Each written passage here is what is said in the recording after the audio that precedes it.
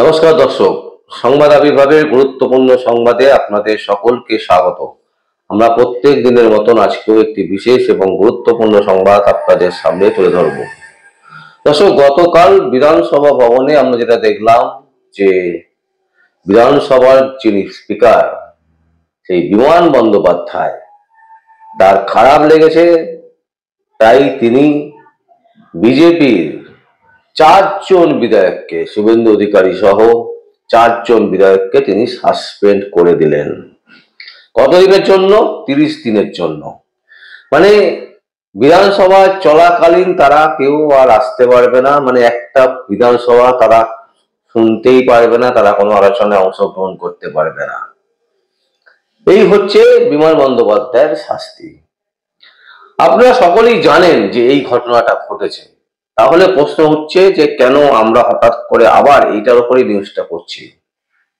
তার কারণ হচ্ছে আজকে বিধানসভার বাইরে শুভেন্দু অধিকারী এবং তার যে বিধায়করা, তার দল কিন্তু বাইরে ধর্ণা দিয়েছে। তারা রীতিমতো আক্রমণাত্মক ভাষায় তারা কথা বলছেন। প্রশ্ন হচ্ছে যে এই ধরনের ঘটনা কি বাঞ্ছনীয়?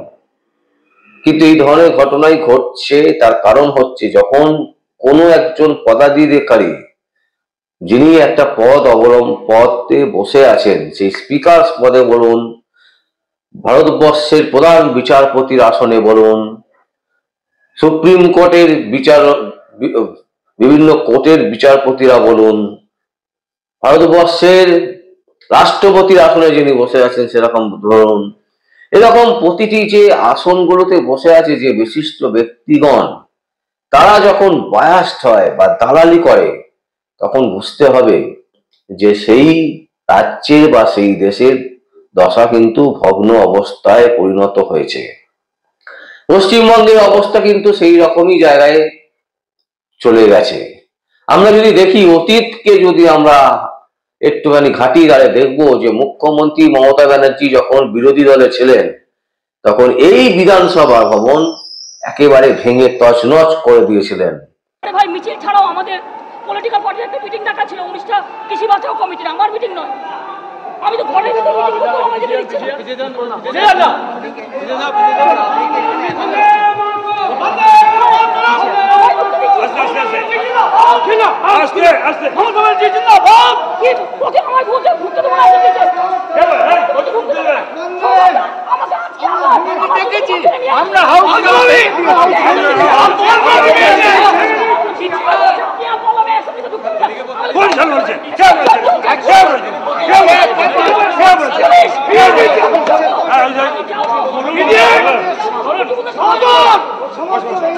মিছিলে যাইনি, আমি গাড়িতে ছিলাম, আমি ডানকুনিতে আমাদের মেরেছে এবং পুলিশ দিয়ে মেরেছে।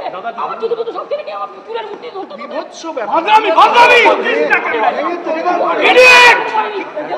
দেখাতে পারিনি। আমি বললাম আমরা 3 জন আছি,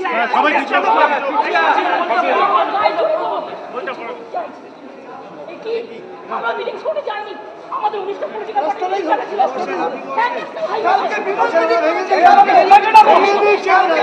সবাইকে ডাকো, চোরের বাচ্চা বলবো সবাইকে মেরেছে, ইডিয়েট বাইরে দিচ্ছে না রাস্তায়।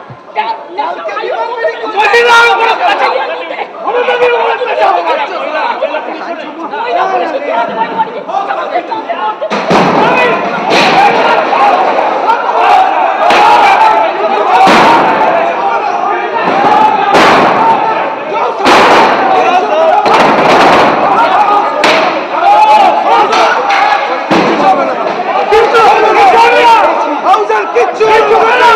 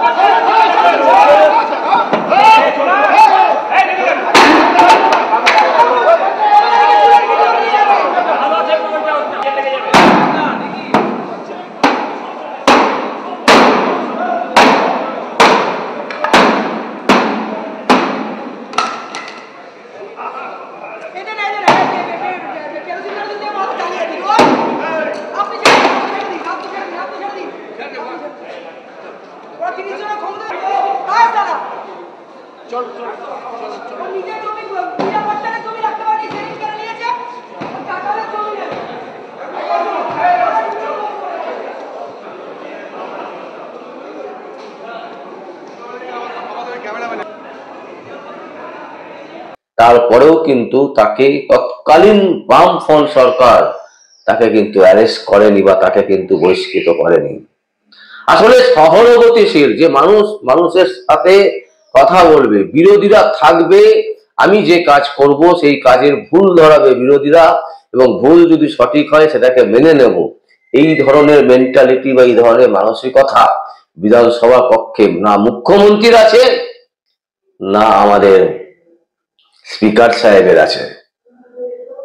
একটা জিনিস দেখছিলাম যে তৃণমূলের একজন বসিয়ার নেতা তিনি বলছিলেন যে স্পিকারের পদটা একটা হচ্ছে সম্মানীয় পদ, একদম এই পদে বসা এবং এই পদকে অলঙ্কিত করে রাখা এটা একটা সম্মানের ব্যাপার।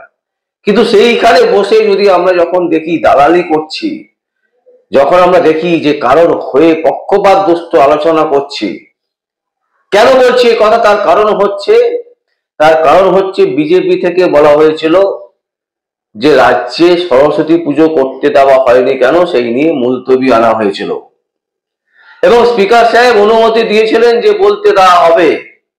পরবর্তীকালে তিনি মমতা ব্যানার্জির থেকে নির্দেশ পাওয়ার পর তিনি সেইটাকে বাতিল করে দেন এবং এই বাতিল করে দেওয়ার ফলে কিন্তু শুভেন্দু অধিকারীরা ক্ষেপে ওঠেন এবং তারা তখন কক্ষে রীতিমতো ক্ষোভ প্রকাশ করেন এবং কিছু কাগজ তারা ছিঁড়ে স্পিকারের মুখে মারেননি, তারা সাইডে ফেলে দিয়েছিলেন, উড়িয়ে দিয়েছিলেন। মমতা ব্যানার্জি যেটা করেছিলেন বিধানসভা ভবনে একের পর এক চেয়ার, একের পর এক সম্পত্তি নষ্ট করেছিল, তারপরেও কিন্তু বাম সরকার তাকে জেলে ঢোকায়নি। এখনো পর্যন্ত ভারতবর্ষের ইতিহাসে একজন মুখ্যমন্ত্রী হিসাবে মমতা ব্যানার্জির রাজ্যে যেভাবে কোটি কোটি টাকা দুর্নীতি হয়েছে, সাধারণ মানুষের সাথে দুর্নীতি হয়েছে, সাধারণ মানুষকে চিটিং করা হয়েছে, সাধারণ মানুষের সাথে একটা সরকার চিটিং করেছে, তাতে মমতা ব্যানার্জির জেলে থাকা উচিত। তারপরেও বুক দাপিয়ে বেরিয়ে বেড়াচ্ছে এবং তার দালালি করছে কে না একজন স্পিকার বিমান বন্দ্যোপাধ্যায়। এবং দালালি করার কারণও আছে, কারণ এই স্পিকারকে এনেছেনই তো মুখ্যমন্ত্রী মমতা ব্যানার্জি, তাই তার দাসত্ব করতে হবে না, তাকে তার পদকে আমরা সম্মান করি, কিন্তু তিনি যেটা করছেন সেটাতে আমরা মনে করি তিনি দাসত্বগিরি করছেন। কেন বলছি? তার পেছনে অনেকগুলো যুক্তি আছে, তার মধ্যে সব থেকে গুরুত্বপূর্ণ যুক্তি আমি ধরে নিচ্ছি, আমরা সংবাদ বিভাগের পক্ষ থেকে আমরা ধরে নিচ্ছি যে অশোভন আচরণ করেছেন শুভেন্দু অধিকারী সহ বাকিরা, তার জন্য তাদেরকে 7 দিনে সাসপেন্ড করা যেতে পারত, 2 দিন সাসপেন্ড করা যেতে পারত, একেবারে 30 দিন কেন, 30 ডেজ কেন? যখন সভা চলবে সেই সভাতে তারা উপস্থিত থাকবে না, পুরো সভাটা শেষ হয়ে যাবে, তারপর তারা আসতে পারবেন। এ কোন ধরনের বিচার? কোন ধরনের বিচার? আমরা জানতে চাইছি মাননীয় স্পিকারের কাছ থেকে, যিনি স্পিকারের পদ অবলম্বন করে আছেন এবং সরকারি টাকায় স্যালারি হয় মমতা ব্যানার্জির বাড়ি থেকে, বা মমতা ব্যানার্জির বাড়িতে টাকা ছাপা হয় না যে সেই টাকা দিয়ে এই স্পিকার সাহেবের স্যালারি হয়। শাস্তি অনেক রকমের হতে পারে, 2 দিনের জন্য বহিষ্কৃত হতে পারে, 3 দিনের জন্য বহিষ্কৃত হতে পারে, 7 দিন হতে পারে, একেবারে 30 দিন মানে কোনো আলোচনা করতে দেব না, বিরোধীদের কোনো কথা বলতে দেব না বিধানসভা ভবনে। কোন ধরনের স্পিকার বসে আছেন? কত টাকার লেনদেন হয় মুখ্যমন্ত্রী মমতা ব্যানার্জির সাথে, বা কতটা লেনদেন হয় যে যার জন্য তিনি একেবারে দাসত্বে পরিণত হয়েছেন, দাসে পরিণত হয়েছেন। সেই চেয়ারের সম্মান যেরকম বিরোধীরা করবেন, সেই চেয়ারের সম্মান যিনি বসে আছেন তিনিও তো করবেন। দুপক্ষকে সম্মান করতে হবে। যিনি চেয়ারে বসে আছেন তিনি সেই চেয়ারে সম্মান করছেন না, অথচ বিরোধীরা সম্মান না করলেই দোষ। এই কোন ধরনের আচরণ চলছে পশ্চিমবঙ্গে? এবং আজকে আমরা যেটা দেখলাম, গতকাল যেটা দেখলাম, সেটা হচ্ছে একেবারে শুভেন্দু অধিকারী ঠিক বলেছেন এবং যেটা বলেছেন একদম বাস্তব কথা বলেছেন। শুভেন্দু অধিকারী কি বলেছেন বিধানসভা ভবনের বাইরের গেটে দাঁড়িয়ে, আসুন সেটা আমরা আগে শুনে নিই। কাগজ ছুঁড়ে ফেলে দিয়েছেন, এটা এমন একটা ব্যবহার যে ব্যাপারটা অশোভনীয়। স্পিকার বলছেন এই কাগজ ছুঁড়ে ফেলাটা, কাগজ কেউ ছোড়েনি, বিজনেসকে ছিঁড়ে ফেলেছি, বিজনেস মানি না। হাউস অ্যাডজন থাকবে। সরস্বতী পুজোয় বাধা কেন, কোর্টে কেন যেতে হয়েছে, জয়েন্ট সিপিডিসি কে কেন যেতে হয়েছে, র্যাব কেন দাঁড় করাতে হয়েছে, এর উত্তর চেয়েছি। This is the part of democracy. এই হাউসে তৃণমূল অপোজিশন ছিল 2001 থেকে 2011, করেনি। মমতা ব্যানার্জি নিজে এসে ভেঙে দিয়ে গেছে। তিনি হাউসের কেউ নন, বিধানসভা ভেঙে দিয়ে গেছেন নিজে। পার্লামেন্টে সোমনাথ চ্যাটার্জিকে চাঁদে মেরেছিল, দেখেননি আপনারা? একটাই কারণ, হিন্দুদের পক্ষে বলা যাবে না, একটাই কারণ, উনি কাল বলবেন বিরোধী দলনেতা এবং তার কলিগরা যাতে বাইরে থাকে। উনি সমালোচনা শুনতে চান না, কারণ এই সরকার চাকরি দিতে পারেনি, শিল্প আনতে পারেনি, আইন শৃঙ্খলা তলানিতে পুলিশকে ক্যাডারে পরিণত করেছে এবং সর্বোপরি হিন্দু বিরোধী সরকার। একটা বিষয় প্রথমত বলেনি যে এখানে একটি অগণতান্ত্রিক সরকার চলছে, যে সরকার সংবিধানকে মানে না, সংসদীয় ব্যবস্থাকে মানে না, এবং হাউস বিলংস টু অপোজিশন, এই যে রীতিনীতি এই সরকার মানে না। সংখ্যায় আমরা অনেক কম, ওদের 200-রও বেশি বিধায়ক রয়েছে, তাই যে কোনো প্রস্তাব, বিল, বাজেট পাস করানোর ক্ষেত্রে ওদের কোনো সমস্যা থাকার কথা নয়। কিন্তু এই হিন্দু বিরোধী তৃণমূল কংগ্রেস সরকার, এই হিন্দু রীতিনীতি বিরোধী তৃণমূল কংগ্রেস সরকার যা মুসলিম লীগকেও হার মানাবে বলে আমার মনে হয়, যা যা সুদখোর মোল্লা ইউনুস বাংলাদেশে করছে, একইভাবে এখানে মমতা ব্যানার্জি এবং তার দল সেই কাজ করছে। প্রশ্নের তো উত্তর দিতে পারেনি। ফুটা সরকার এই বাজেটেও বলেছে 1 লক্ষ কোটি টাকা ঋণ নেব, এই বাজেটেও বলেছে। গতবারে 91,000 কোটি টাকা ঋণ নিয়েছে, 7 লক্ষ কোটি টাকা ঋণ হবে যখন বিদায় নেবে 2026-এ। 2026-এ যেদিন বিদায় নেবে এই সরকার ফিশারির কোশ্চেন ছিল, আমাকে স্কোপ দিয়েছিল অ্যাডিশনাল কোশ্চেন করা। আমাকে বীরভূমে 36 জন ফিশারির কন্ট্রাকচুয়াল এমপ্লয়ি আছে, তো ছুটেই তো যাব, স্পিকারের কাছেই তো আবেদন করুন, অ্যাডজন করুন। সরস্বতী পুজোয় বাধা কেন আলোচনা চাই? এই অপদার্থ স্পিকার মুখ্যমন্ত্রী, পুলিশ মন্ত্রীকে একদিন আনতে পারেন না কোশ্চেন অ্যান্সারে, বড় বড় কথা বলার স্কোপ দেবেন। উনি বলছেন কলিং অ্যাটেনশনে করবেন অগ্নিমিত্রা পালকে, কলিং অ্যাটেনশন দেওয়ার স্কোপ কোথায়? পুলিশ মন্ত্রী প্রায় 4 বছর, পুলিশ মন্ত্রী একদিন এসেছে, আগে বৃহস্পতিবার ডেট ছিল, এখন সোমবার। পুলিশ মন্ত্রী আসেন না, পুলিশ মন্ত্রী আসেন, দায়বদ্ধ আছে, খোঁজ রাখেন লুকিয়ে চুরিয়ে, কখন আমরা নেই তখন এসে ঢুকে পড়ে। বাংলাদেশের নির্বাচন এত ভয় কেন?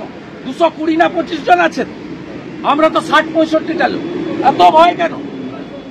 আনম্যাচ নাম্বার, তারপরেও এই লুকাচুরি কেন?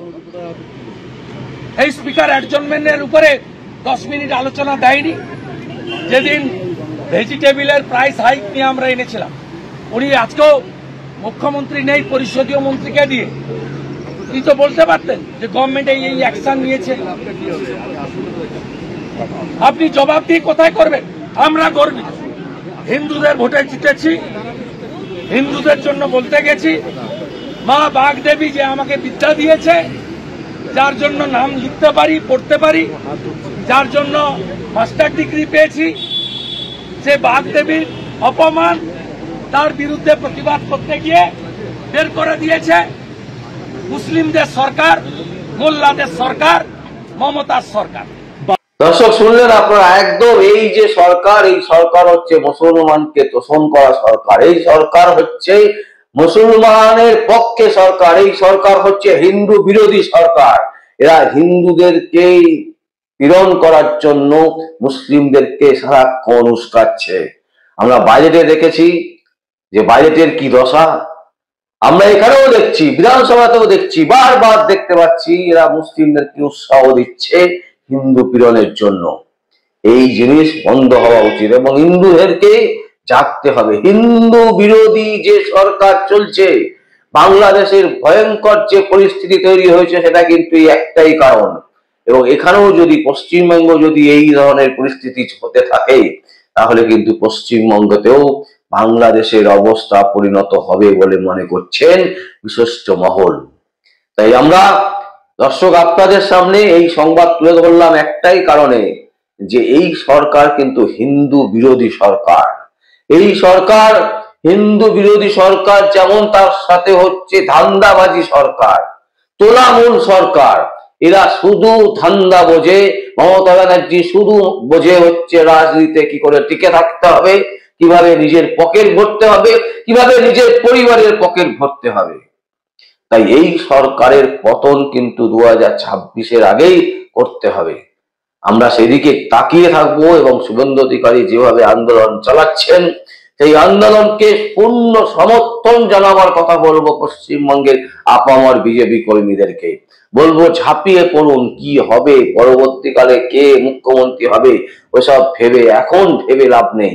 এখন শুধু একটাই জিনিস ভাবতে হবে, মমতা ব্যানার্জির পতন কিভাবে হয়। দর্শক, আমরা এই সংবাদ তুলে ধরলাম আপনাদের সামনে। যদি আপনাদের কোনো বক্তব্য থাকে, কোনো কমেন্ট থাকে, অবশ্যই আপনারা কমেন্ট বক্সে কমেন্ট করবেন। আর দেখতে থাকুন পরবর্তী সংবাদ আবির্ভাবে। আমার নাম বিশ্বজিৎ পাল, সংবাদ আবির্ভাবের জন্য।